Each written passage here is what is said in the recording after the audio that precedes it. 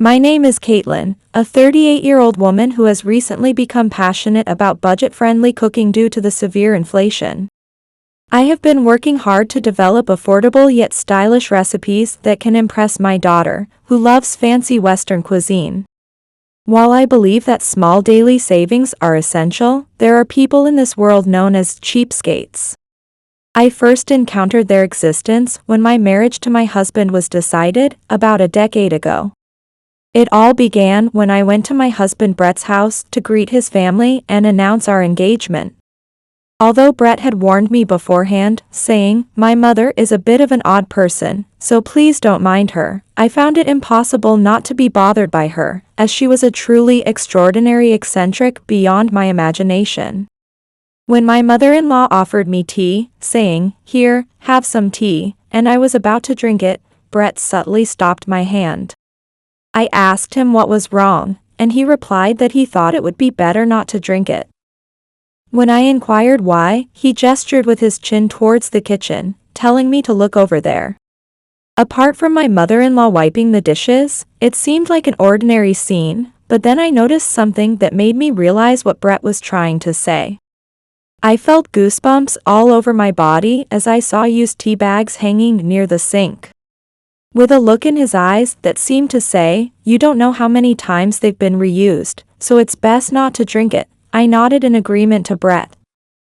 Unaware of our exchange, my mother-in-law returned to her seat with a smile and drank the same tea, appearing to enjoy it. I felt a wave of disgust wash over me, but I tried to maintain my composure. When my mother-in-law asked if we were planning to have a wedding ceremony, mentioning that more couples nowadays opt not to have one, Brett confirmed that we intended to have a ceremony. My father-in-law also offered to contribute financially, encouraging us to go all out since it's a once-in-a-lifetime event. However, my mother-in-law expressed her concern about the wastefulness of spending money on a wedding, suggesting that we would have many expenses to deal with in the future. Although she didn't outright oppose the idea, I couldn't shake the feeling that she didn't fully approve of having a ceremony. I tried to brush off the uneasy feeling, hoping that I was just overthinking things. Despite the slight discomfort, our engagement greeting concluded successfully. As time passed, my relationship with Brett remained strong, and I had minimal contact with my mother-in-law. The next time I met her was at a dinner gathering for both families. My mother, who is deaf, greeted my mother-in-law with sign language and halting speech. Upon seeing this, my mother-in-law appeared surprised, saying, "Oh?" Of course, her reaction was understandable, given the situation. I apologized to my mother-in-law for not mentioning it earlier, acknowledging that she must have been surprised to learn that my mother has a hearing impairment. I explained that while my mother can hear a little, she might have difficulty understanding conversations, so I would step in to assist. My mother-in-law responded brightly, saying, "Oh, is that so?" I felt a momentary sense of relief at her positive reaction, as I had anticipated some reluctance or disapproval. However, my relief was short-lived when my mother-in-law made an insensitive remark, saying that while she wasn't very knowledgeable about it, she had heard that people with disabilities could get discounts on buses and that she envied their advantageous lives. Brett and his father quickly intervened, trying to stop her from continuing her inappropriate comments. I noticed my mother lowering her eyes sadly, while my father appeared to be on the verge of losing his temper. My mother-in-law, seemingly oblivious to the offense she had caused, casually apologized if she had upset anyone, but added that it was just a part of my mother's individuality and that we shouldn't let it bother us. While I agreed with the sentiment of not letting it bother us, hearing those words from my mother-in-law left me with an unsettling feeling. Brett and his father profusely apologized to my family, and they urged my mother-in-law to do the same. Although she seemed reluctant and unconvinced, she eventually apologized accordingly. Throughout the meeting, my father's face conveyed his desire to call off the wedding, but thanks to the earnest apologies from Brett and his father, we managed to avoid a complete disaster. It goes without saying that if Brett and his father had also been odd people, the engagement would have undoubtedly been broken off. Of course, if that had been the case, I wouldn't have gone through with the marriage either. Shortly after that incident, Brett and I began our wedding preparations, but we encountered another issue with my mother-in-law. Out of the blue, she called me on my cell phone, suggesting that I should wear a cute floral dress that she used to own as my wedding gown, and that she would alter it for me. I was taken aback by her suggestion, and while I knew she meant well, it felt like a burden rather than a kind gesture. The dress she was referring to was just a casual outfit, and no matter how much it was altered, it would be far from a proper wedding gown. At first, I thought she might be joking, but unfortunately, she was entirely serious. I politely declined her offer, explaining that I had already chosen my wedding dress. My mother-in-law persisted, asking if I didn't think it would be better to wear something filled with memories on such a special day. I had to bite my tongue to keep from blurting out that the memories attached to the dress were hers, not mine. When I mentioned that choosing my own dress would also create a special memory for me, she questioned if I wanted to have an extravagant wedding. I clarified that while I wanted a ceremony that was within our means, I still hoped for something comparable to what others typically had. To my surprise, my mother-in-law exclaimed that I was being strange and that my extravagance made her worry about our future. I didn't think I was saying anything unreasonable, but I began to doubt myself. However, I still believed that my mother-in-law's suggestion to wear a hand-me-down dress for my wedding was far more unusual. She even went as far as to say that we might as well just register our marriage without a ceremony. I reminded her that we had already sent out the invitations, and that both Brett and I had always dreamed of having a wedding. My mother-in-law retorted that dreams wouldn't fill our stomachs, and while I acknowledged the truth in her words, I couldn't help but feel angry. I wondered how she managed to be so skilled at getting under people's skin. I wanted to end the call, but my mother-in-law's machine gun-like chatter left no room for me to interject. In the end, I endured nearly an hour of her bizarre lecture on how choosing a budget-friendly dress would lead to a better wedding. A few days later, I received some shocking news from Brett, who looked pale as he told me that his family had suddenly changed their minds about contributing to our wedding expenses. They had initially promised to cover some of the costs, but now they were refusing to pay anything at all. Brett mentioned that his father still wanted to contribute, but he was currently arguing with his mother, who was firmly against it. While their refusal to pay wasn't set in stone, Brett admitted that he wasn't sure how things would turn out. Brett and I discussed the possibility of covering the wedding expenses ourselves, as we had originally planned to do so and had simply accepted his parents' offer to contribute. My husband, looking exhausted, agreed that it would be best for us to handle the costs on our own, lamenting the troublesome situation we found ourselves in. I couldn't help but chuckle wryly, saying, as I shared in his weariness. To make matters worse, I learned that my mother-in-law was even throwing a tantrum about not wanting to give a wedding gift, complaining that spending money on a one-day event was a waste. From the beginning, I had suspected that my mother-in-law was quite the penny pincher, and now it was becoming abundantly clear. However, there were times when she would splurge on large quantities of clothes with questionable designs from the shopping district, simply because they were cheap. According to her, it was acceptable to spend money on the good deals. As a result, she surrounded herself with tacky and short-lived items, focusing solely on the price tags. Brett told me that when grocery shopping, his mother always aimed for the store's closing time, following the staff as they put discount stickers on products to snag the best deals. Once, when she discovered that an item she had purchased at full price went on sale the following day, she stormed into the store to confront them, behaving like a monster-level complainer. I couldn't help but feel embarrassed by her actions. Given my mother-in-law's extreme frugality, it seemed only natural that she would be reluctant to give a wedding gift. Brett suggested that if she didn't want to give a gift, perhaps she could refrain from attending the wedding altogether. While I honestly agreed with his idea, my mother-in-law apparently still wanted to attend because she was looking forward to the meal. My father-in-law, not wanting to cause us any trouble, considered skipping the wedding as a couple, which led to yet another massive argument between them. After countless disputes and negotiations, it was finally decided that my mother-in-law would attend the wedding without giving a gift or contributing to the expenses. Despite our best efforts to persuade her to stay home, we were ultimately powerless against her determination. Everyone's shoulders slumped in disappointment at this unfortunate outcome.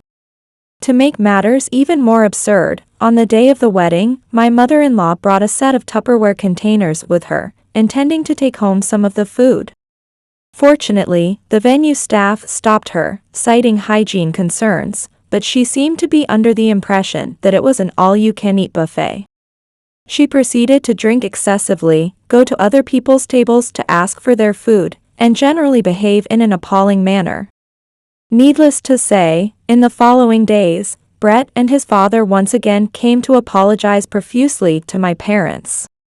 After that incident, we tried our best to maintain a distance from my in-laws, but when our daughter Elizabeth was born, it became more difficult to do so.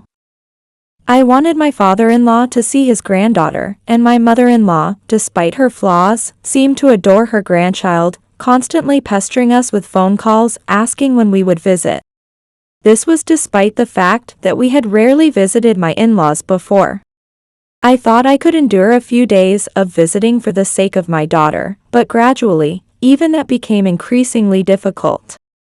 The reason for this was that my mother-in-law would constantly speak ill of my mother in front of Elizabeth.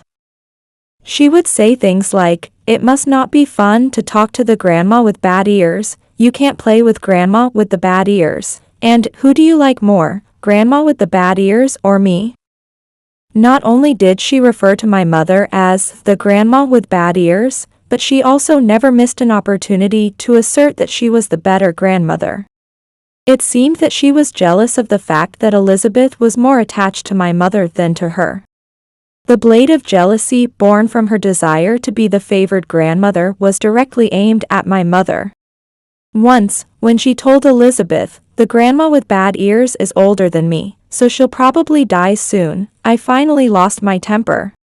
I was extremely upset that she would say such a thing to a child. Initially, I thought that I could simply keep my distance from my mother-in-law, who I believed was just stingy. However, when her stinginess was compounded by her mean-spirited nature, I couldn't take it anymore. I found myself growing increasingly averse to my mother-in-law, even more so than before. Truthfully, I didn't want to visit my in-laws at all, but Elizabeth had grown attached to her grandfather and always wanted to go to their house. As my husband and I were racking our brains over what to do, we received news that the neighboring city had approved a redevelopment plan. The redevelopment would include the construction of new daycare centers and schools. With our growing family, we had been wanting to move to a more child-friendly area before Elizabeth started elementary school. We immediately jumped at this opportunity and frantically searched for a suitable property. In a whirlwind of activity, we decided to move to the neighboring city, but as soon as we settled in, my mother-in-law called us and said something that left us stunned. My mother-in-law called me, expressing her disappointment that we didn't invite her and my father-in-law to join us in moving to a new house, as they had been looking forward to it and wanted a new home for themselves too. I was stunned by her words, wondering what she was talking about and how moving to a new house had anything to do with inviting my in-laws to live with us. The thing is, we had never discussed the idea of living with my in-laws. And yet, my mother-in-law seemed to think it was a given that she could just insert herself into our lives, as if it was some kind of lucky opportunity for her to get a new house. I was baffled by her thought process and couldn't understand how she had come to such a conclusion. From that point on, every time we saw my mother-in-law, she would make a point of saying things like, "I wish I had a new and beautiful house," as if to hint at her desires. She also started making a show of complaining about her lack of money, adding to the overall annoyance of the situation. I couldn't help but think sarcastically, "Oh, you don't have money? That's terrible. Let's buy you a house then," knowing full well that would never happen. My mother-in-law, however, seemed oblivious to the absurdity of her expectations. She even went as far as to warn me, saying, "I hope you're not thinking of living with your hearing-impaired mother. I won't allow it, just so you know." It was a strange thing to say, especially considering that my own mother would probably be the one to object to the idea of living together. My mother was the type of person who didn't want to be fussed over just because of her hearing disability, and if she knew I was worrying about her, she would likely reject the idea herself. When I tried to explain this to my mother-in-law, she somehow doubted me and insisted, "You say that, but I bet you're planning to live with your mother eventually, aren't you?" My mother-in-law's behavior had become a combination of stinginess, mean-spiritedness, and a complete unwillingness to listen to reason. As the years went by, her problematic traits only seemed to worsen day by day. If she had only been bad-mouthing my mother to us, we could have ignored it, but the situation took a troublesome turn when my mother-in-law started sending letters directly to my mother. In one of the letters, she wrote, "Elizabeth told me that she doesn't enjoy playing with her hearing-impaired grandmother. Wouldn't it be better for your granddaughter if you refrained from seeing her?"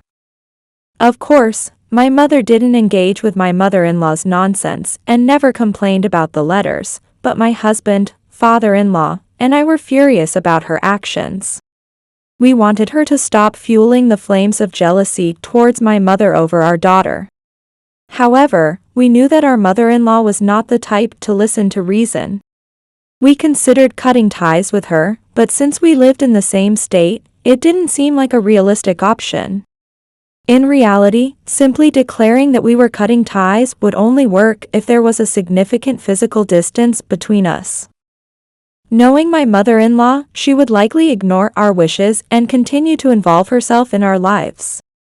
Unable to find a good way to vanquish this monster-in-law, we were left to agonize over the situation. After much deliberation and consultation with my father-in-law, we decided to reduce the number of days we spent visiting during the annual holidays. This decision, however, only caused my mother-in-law's monster level to escalate further. She started frequently inviting us to dinner gatherings on random days, always prefacing her invitations with the phrase, "Because you don't come to visit us."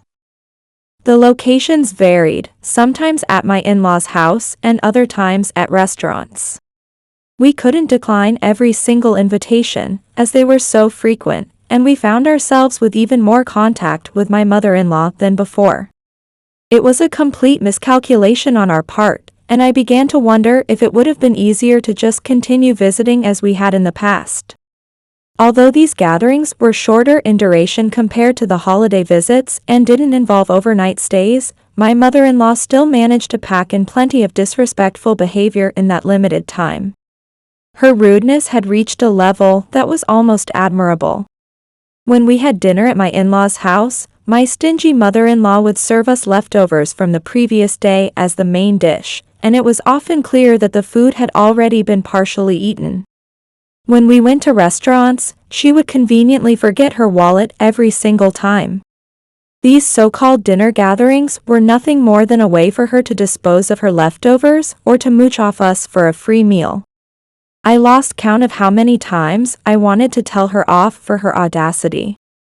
During our meals, my mother-in-law would constantly talk about how difficult it was for two elderly people to live together with little money, always trying to emphasize their struggles. She would say things like, "Your mother has a disability, right? Doesn't she receive some kind of government assistance? In a way, having a disability can be lucky, don't you think?" She would frequently disparage my mother with a mix of prejudice and misinformation. It became a regular occurrence that towards the end of each dinner gathering, my father-in-law and husband would scold my mother-in-law, while my daughter would watch the scene unfold with a puzzled expression, not fully understanding the situation. Unable to endure the terrible atmosphere any longer, my husband and I declared that we would never participate in these dinner gatherings again if this pattern continued. I thought that this would finally sever our ties with my mother-in-law, but just as we made this decision, my father-in-law suffered a subarachnoid hemorrhage and passed away. Despite repeatedly explaining the procedures that needed to be done after his death, my mother-in-law seemed to have no understanding of them, leaving my husband, an only child, extremely busy. It felt more like she was pretending not to understand because she found it bothersome. Rather than expressing sadness over my father-in-law's passing, my mother-in-law kept worrying about the procedures, saying things like, "We need to change the names on the bank accounts." This was evidence of her true feelings. Of course, I was also constantly busy supporting my husband during this time. On the day of the memorial service, she said something shocking while my husband was away from his seat. She asked me why I was working so hard for my father-in-law, and when I expressed confusion, she suggested that I might be after the inheritance. I was stunned by her accusation, and my daughter looked at me with concern. My mother-in-law questioned whether I really needed to do so much for my father-in-law, and I replied that it was natural for me to want to help when my husband seemed busy, wondering how she could even think otherwise. She then said that if I had been after the inheritance, she would have told me that she wouldn't give her daughter-in-law a single penny.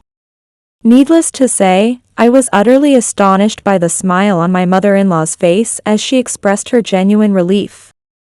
However, she continued the conversation, completely unaware of my inner thoughts.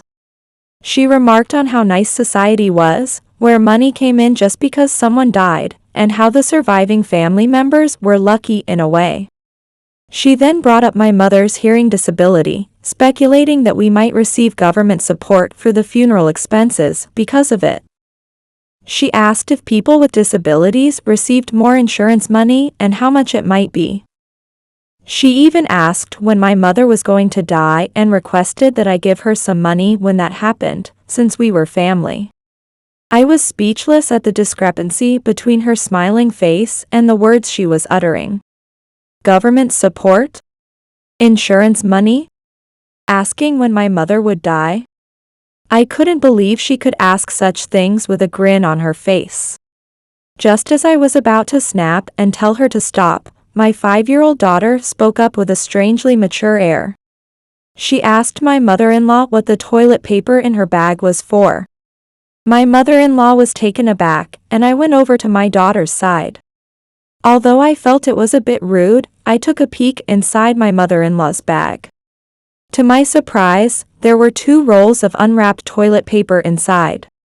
I should mention that my husband's family has no custom or culture of bringing toilet paper to the memorial service. I took out the toilet paper, held it up in front of my mother-in-law, and asked her what it was for. Her face turned pale. My daughter Elizabeth, speaking with a cold voice uncharacteristic of her 5-year-old self, asked my mother-in-law if she had taken her purse with her when she went to the restroom earlier. My mother-in-law quickly averted her gaze from Elizabeth. Elizabeth announced that she was going to check the restroom and ran off. Upon opening the door to the temple's restroom, Elizabeth shouted, "I knew it." She called out, saying that the toilet paper was missing and accused my mother-in-law of stealing it. Elizabeth's words drew the attention of the people who had been preparing for the ceremony, and they came over to see what was happening. My husband Brett, who had gone to the car to retrieve a forgotten item, also stumbled upon the scene and asked what was going on with a puzzled expression. My mother-in-law denied Elizabeth's accusation, claiming that she would never do such a thing. Elizabeth insisted that when she had used the restroom before my mother-in-law, both rolls of toilet paper were there, but now they were both gone. As Elizabeth had said, the toilet paper holders were completely empty, with not even the cardboard rolls remaining. The 2 rolls of toilet paper found in my mother-in-law's purse were slightly reduced in size, indicating that they had been used. I told my mother-in-law that it was not okay to steal. In response, my mother-in-law made a feeble excuse, claiming that she had only borrowed the toilet paper. Brett shook his head in disbelief, saying, "You've done something embarrassing." While I had always thought of my mother-in-law as stingy, I never imagined she would go as far as stealing toilet paper from someone else's home. The people there sighed and looked at my mother-in-law with a disappointed expression, saying that it was unbelievable for such a thing to happen in a place meant for remembering the deceased. My mother-in-law desperately tried to justify herself, saying that she had only borrowed the toilet paper to check its quality and had intended to return it. I pointed out that her excuse was too far-fetched and questioned why she needed to check the quality of toilet paper. My mother-in-law claimed that she wanted to know where the toilet paper was from because it had a nice texture. I countered that even if that were true, there was no need to put 2 rolls in her purse and that she could have just checked them in the restroom. Elizabeth innocently reminded my mother-in-law that she could get scolded by the police, saying that she had seen on a TV show that bad people get reprimanded by the police. My mother-in-law's face twitched, unable to find any humor in Elizabeth's words. Elizabeth suggested that we go to the police station, which caused my mother-in-law to freeze in place. Elizabeth, unfazed by my mother-in-law's reaction, excitedly pointed out that she had seen a police station nearby. Indeed, there was a police station just a short distance from where we were. Elizabeth seemed determined to expose my mother-in-law's crime. Her innocent sense of justice was about to strike my mother-in-law. Elizabeth urged me and Brett to go to the police station. I agreed, saying, "Yes, let's go to the police station." Brett and I, holding Elizabeth's hands, looked at my mother-in-law with a smirk. My mother-in-law pleaded with Elizabeth to stop, claiming that she hadn't stolen anything and that she would return the toilet paper. She placed the toilet paper on the floor and tapped it, as if to say, "See, I returned it." I pointed out that by saying she would return the toilet paper, she was admitting that she had considered it her own property. My mother-in-law's expression changed to one of regret, realizing her mistake. Although she was panicking, I found it amusing to watch her expressions change so rapidly, but I kept that to myself. The priest muttered that this was a matter for the police, which left my mother-in-law stunned with her mouth agape. Someone else there then expressed concern about whether anything else had been stolen. Amidst all this, Elizabeth declared that my mother-in-law needed to apologize for her wrongdoing and pulled me and Brett along as she started running. My mother-in-law called out to Elizabeth to wait, but Elizabeth ignored her and left quickly. My mother-in-law stumbled but managed to catch up with us. Elizabeth headed straight for the police station without looking back at my mother-in-law. When we reached the police station, my mother-in-law caught up and grabbed Elizabeth. She told Elizabeth that this wasn't a case of theft and that there was no need to tell the police. Elizabeth questioned why, pointing out that my mother-in-law had taken the toilet paper. The 2 of them argued loudly in front of the police station, drawing the attention of passers-by. A police officer came out from inside, and the surroundings became somewhat chaotic. Elizabeth called out to the police officer, asking him to listen and explaining that my mother-in-law had taken toilet papers and was lying about not stealing it. The police officer, trying to suppress a laugh, acknowledged Elizabeth's story, saying, I see, so your grandmother stole the toilet paper."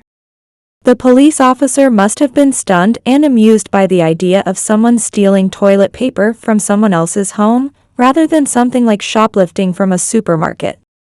While the severity of a crime shouldn't be determined by its scale, it's understandable to find humor in such a petty act. In the end, my mother-in-law wasn't treated as a thief because no one had witnessed her stealing the toilet paper. She had returned it without taking it outside, and the owners had forgiven her. However, the memorial service home had a long-standing relationship with my husband's family, going back to his great-grandmother's generation, and it was located very close to my mother-in-law's house. Elizabeth made a big commotion at the police station for a long time, and many people had seen what happened. As a result, my mother-in-law's act of theft became known throughout the neighborhood. This incident triggered a wave of gossip about my mother-in-law among the neighbors. It turned out that my mother-in-law had a history of taking home all the snacks provided at neighborhood gatherings and attending tea parties empty-handed while everyone else brought something to share. The neighbors had already considered her a greedy, stingy old lady, and had been quietly putting up with her behavior out of politeness. However, the revelation of her theft gave them an opening to express their long-held grievances, saying things like, "That person always had that kind of attitude. I've always found her to be a nuisance." The gossip about my mother-in-law spread rapidly throughout the neighborhood, and she became thoroughly disliked by those around her. I learned that my mother-in-law had also been neglecting her duties during neighborhood cleanup events, pushing all her responsibilities onto younger people who felt unable to complain. I wondered how she had managed to avoid being bad-mouthed until now. It turned out that my father-in-law had been working behind the scenes, apologizing on my mother-in-law's behalf and dealing with various issues for her. With my father-in-law gone, my mother-in-law was subjected to constant gossip throughout the neighborhood, and there were even instances of harassment, which caused her to become so depressed that she could no longer leave the house. Despite being quick to criticize others, she seemed to be vulnerable when faced with such situations herself. It was a case of reaping what she had sown. Previously, she had been assertive and pushy with us, but this incident seemed to have broken her spirit, and she became much more subdued. On one occasion, she tearfully pleaded with us, saying that she wanted to move and live with someone because she was scared to be alone, displaying a repentant attitude. However, Brett firmly rejected the idea of living together, judging that she had only become docile because she was depressed from being bad-mouthed and that she would revert to her old self if she moved. Perhaps because Brett had turned her down quite strongly, my mother-in-law cried and apologized for everything she had done, begging us to stay by her side because she was afraid to be alone. However, Brett remained resolute in not allowing her to live with us. This incident seemed to have had the desired effect, as my mother-in-law stopped relying on us after that. I think that being harshly rejected by Brett, on top of her already crushed spirit, made her view us as enemies, just like the neighbors. In her mind, I believe she developed a perception that her son and daughter-in-law were also to be feared. Thanks to this, our relationship with my mother-in-law completely ceased after that point. While I believe that frugality is very important at times, there is a limit to being stingy. In my mother-in-law's case, it wasn't just stinginess, it was greed that led to her downfall. By the way, my mother-in-law still lives in that house. Since it is technically my husband's family home, we occasionally go to check on her from a distance. It seems that the harassment continues, with neighborhood children throwing garbage into her house and someone posting notes on her door telling her to leave, though we don't know who is responsible for that.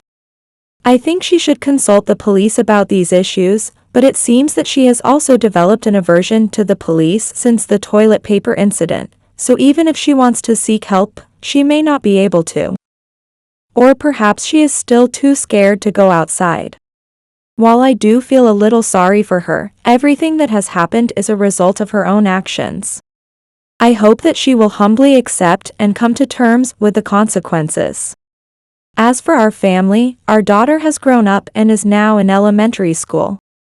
Rather than being cute, she has become a precocious and somewhat cheeky child, but I still find her adorable, which may just be my parental bias. I later learned that Elizabeth disliked my mother-in-law because she would speak ill of my mother. When I asked Elizabeth why she thought my mother was amazing, she said it was because she could communicate without words. Apparently, Elizabeth had been learning sign language from my mother since she was young, inspired by her own desire to learn after finding it incredible. I remember asking Elizabeth why she thought sign language was amazing, and she replied, "Because you can talk even without words." Her response made me realize the incredible nature of sign language, born from the idea of finding a way to communicate even when verbal speech is not possible. Elizabeth, who found sign language amazing, respected my mother for her fluency in it, which explains why she was so fond of her. I had always thought Elizabeth was simply attached to her grandmother, so I was surprised to learn that there was a deeper reason behind it that even I, as a parent, had not noticed. Elizabeth continued to learn sign language from my mother whenever they met, and she has now reached a level where she has passed the sign language proficiency test. She says she wants to become an idol who works as a sign language interpreter in the future. While I thought to myself, what a unique combination of roles, I kept quiet since it was her childhood dream. If you ever come across a stunningly beautiful sign language interpreter or an idol who sings in sign language in the future, please know that it might be my daughter. Just kidding. As a parent, I am a bit concerned that she is more enthusiastic about learning sign language than her school studies. However, seeing her learn skills like massage therapy to care for not only my mother but also my father, whose mobility has declined with age, I believe that she will grow up to be a kind and wonderful woman. It's okay if she's not the best at academics. Instead, I hope that she will always cherish the kindness she has now. My husband Brett quit his job at the IT company he was working for and is now working independently as an IT engineer. To be honest, his income is higher than when he was working for a company. Since he mainly works from home, he spends more time with the family and has started helping with household chores. Thanks to this, my burden of housework has decreased, and I have been able to find time for hobbies. What kind of hobbies, you ask? Actually, Elizabeth and I have started beading together. I used to dislike intricate work, but when Elizabeth showed an interest in it, I thought it would be nice to do something together as parent and child. I started it with that in mind and unexpectedly got hooked on it. When I was younger, if a friend's hobby didn't align with my interests, I would never even consider trying it. Having a child really changes many aspects of oneself. The conversations with Elizabeth never run out, and our relationship feels more like friends than parent and child. I feel like I've somehow become a bit younger myself. They say that talking with young people is important, and I guess that's true. Whenever I make discoveries that I wouldn't have noticed on my own, I am grateful for having a family. I want to continue building a happy life together with Brett, Elizabeth, and the new addition to our family who is currently in my womb. What? Did I mention that I'm expecting? Yes, I am. I'm currently in my 5th month. I'm getting quite old at 38, so I need to work hard to build up my physical strength for the delivery. With our growing family, I have a feeling that my life will become even more enjoyable.